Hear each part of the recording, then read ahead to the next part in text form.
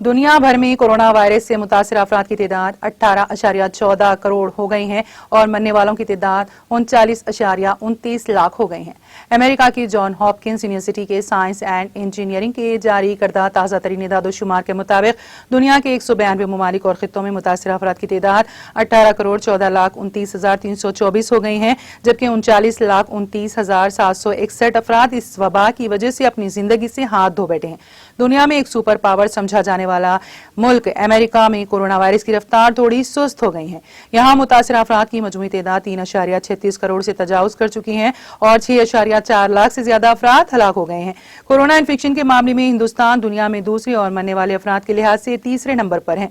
गुज़िश्ता 24 घंटों के दौरान मुल्क में कोरोना के 37,566 नए केसेस की आमद के बाद मुतासिर अफराद की तादाद 3,16,897 हो गई है। इस दौरान 56,994 मरीजों की शिफायाबी के बाद इस वबा को शिकस्त देने वाले अफराद की कुल तादाद 2,93,66,601 हो गई है। सरगर्म मामलात 20,335 से कम होकर 5,52,659 हो गए हैं।